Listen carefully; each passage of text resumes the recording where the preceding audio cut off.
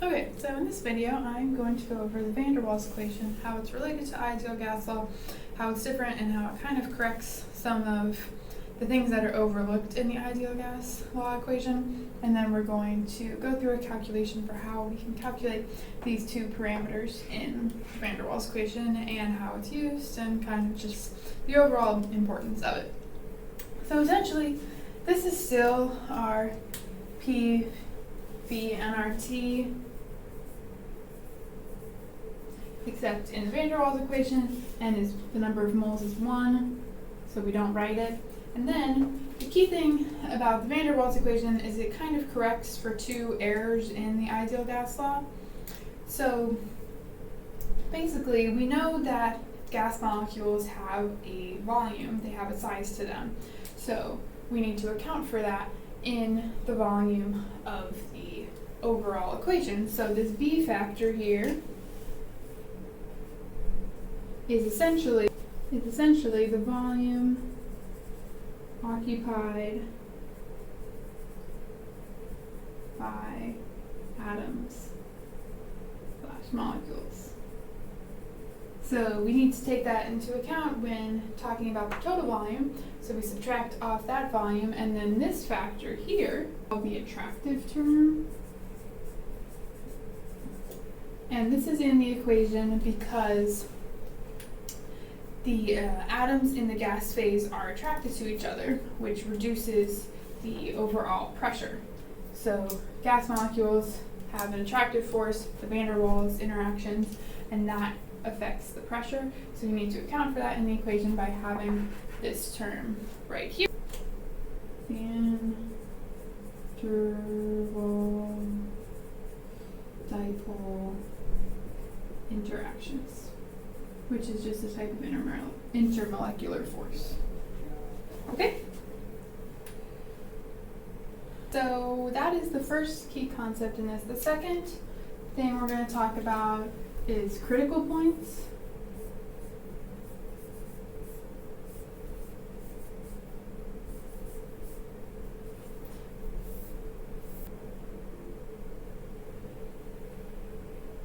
In a pressure versus volume curve, the critical point would be at this inflection point, which is when it changes from concave up to concave down. That's what an inflection point is. So the critical point in general terms, though, is when it's liquid and vapor are identical. And it there's different critical values. There's critical temperature, pressure, and volume. So essentially what the van der Waals equation allows us to do is use the critical temperature, pressure, and volume to create a expression and graph of pressure versus volume at any point, even when the ideal gas law doesn't apply. So what we're going to do is we know the critical temperature and the critical pressure at that's just kind of given with certain compounds, but it's pretty easy to find. So we can use the critical temperature and the critical pressure, and then we can solve for what the B and the A are going to be in the van der Waals equation. So that's kind of where we're going with this video. So we're going to work on finding the coefficients next. I'm just going to erase this because it takes up a lot of space. We'll rewrite our equation up here. Pressure equals RT divided by volume minus constant minus our attractive term. Okay, so that is what we have. We have two unknowns, so we need two equations. Oh, I should have left my graph up because we're going to be using concept of derivatives and differential equations, and we have our pressure, volume. So the key thing about an inflection point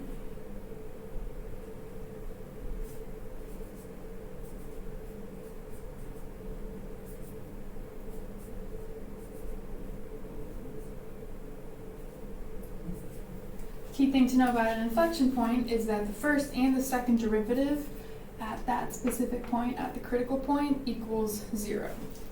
This is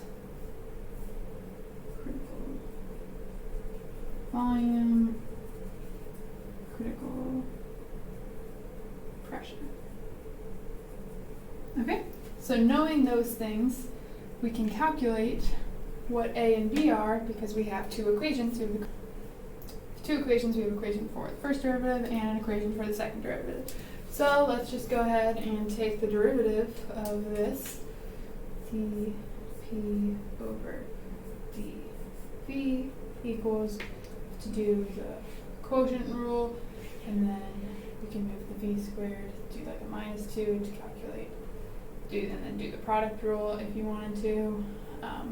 Then we're going to get negative RT times.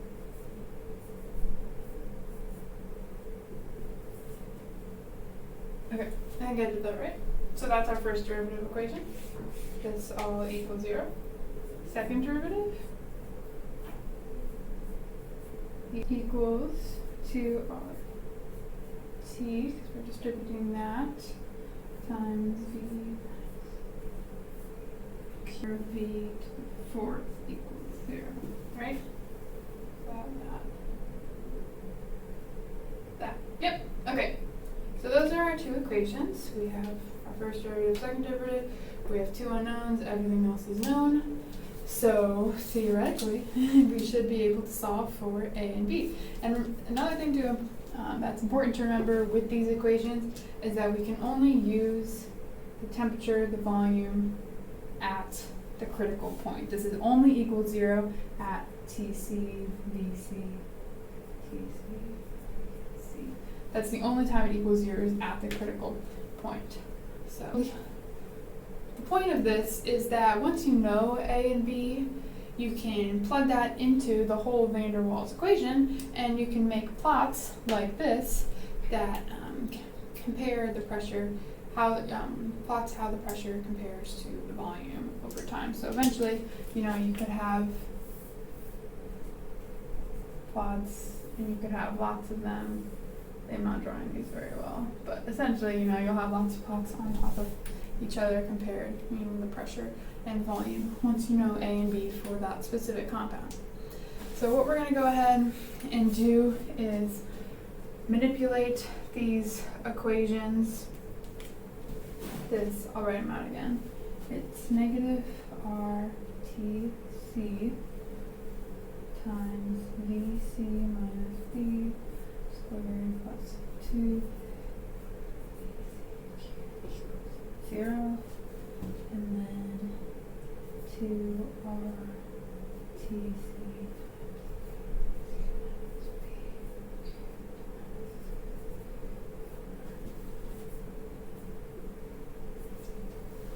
So these are our two equations,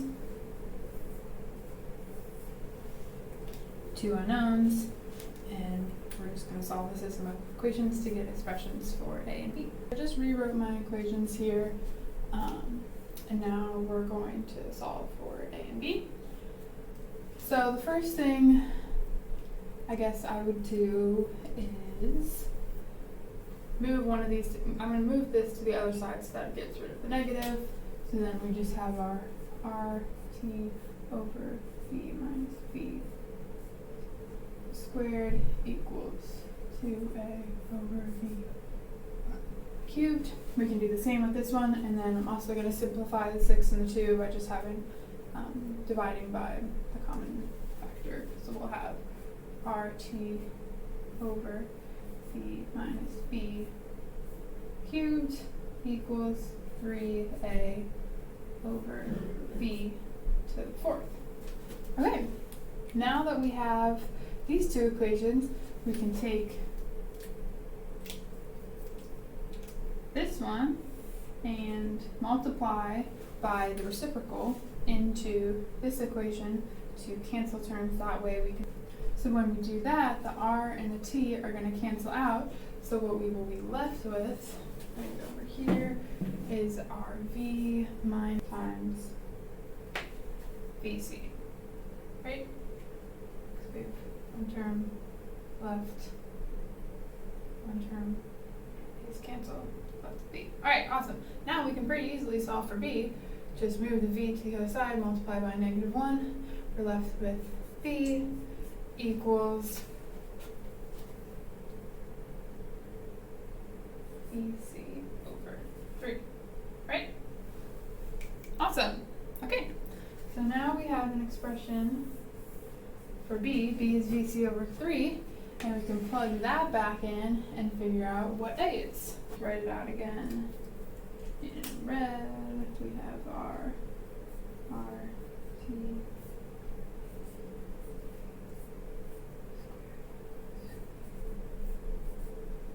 and we're going to be putting 1/3 VC in here, -1, so that's 2, we have 2/3. We are end up with 4/9, and then rearrange that, you get 9/4, flip it, RT,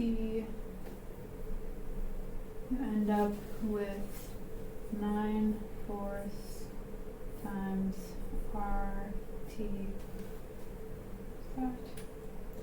and then we can't forget R equals 2A over V cubed. Okay, well, once we have that, we can pretty easily solve for A. So let's go ahead and do that. We could multiply both sides by 4/9, end up with RT over V squared equals 8A. Right? Cancel. Yeah. Okay. Yay. Now we have our A and our B. Let me, I'll erase a little bit. I'll write it again up here. So we will have our P pressure at the critical point equals the RTC, temperature at the critical point, volume critical minus B minus A over B. Alright, so then we can plug in what we got for A and B into the equation. So let's go ahead and do that. So our B, we had our VC over 3. So when we put that in, and then our A minus the TV, R TV is the A. So when we put that in, our critical pressure is going to RTC, VC, sign there, R.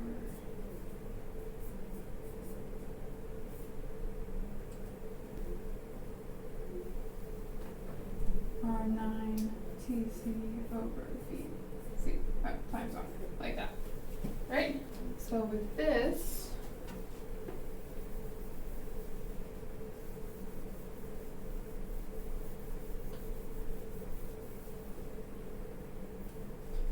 we can factor out this term, so we're left with 3/2 minus 9/8 times RTC over VC, and then we can subtract this, and we end up with 12/8, is that what it said? And we end up with 3/8 RTC over VC. Okay?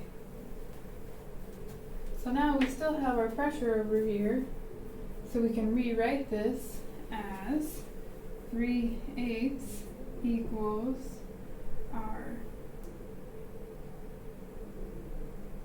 P RTC over P. So we can rewrite this as pressure and volume at the critical point divided by temperature times our gas constant equals 3/8. So that's what we get. Finish up this video. These are the expressions we got for A and B. These are the constants in the van der Waals equation. We got those by doing calculating them through, we had two equations, two unknowns. Our two equations were from the critical point because we know that the conditions at the critical point, the first derivative and the second derivative equal 0. So we're able to set up the equation equal to 0 and then solve for A and B. And this is what we got. The last kind of final step to go over is that in general, the critical temperature and the critical pressure are relatively simple to experimentally find. It's usually the critical volume that's harder, so we want to be able to express these terms in terms of just pressure and temperature. That way we can use it in, you can use it for all pressures and temperatures. You don't have to know the critical volume. So we plug it back into this into the van der Waals equation, the PC equals RTC over VC minus V minus AVC, and what we ended up getting was that PC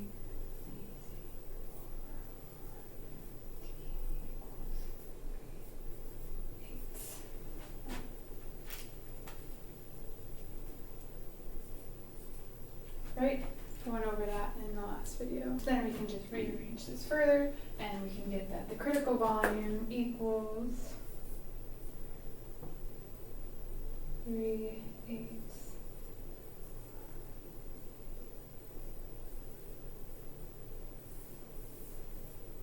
Right? Alright, so this is our expression for the critical volume. And then we're done. This is super important because now we can calculate a lot of experiments and compounds and important experiments happen at really high pressures and really high temperatures where we can't use the ideal gas law. So once you can have expressions to figure out A and B, then you can use the van der Waals equation for everything.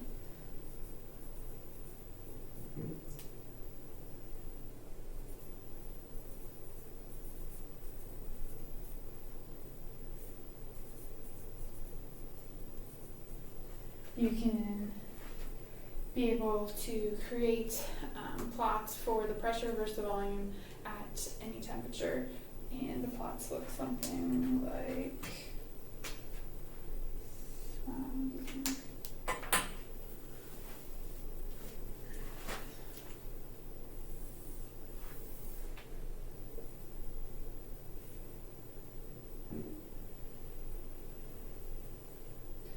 that. So you would have multiple lines at different temperatures. I'm not drawing these very well, but this is your critical point where it changes from concave up to concave down. And you can apply this to any sort of compound or reaction. This is also, like I explained before, the PV over RT. We give it a variable called Z, which is the compressibility factor.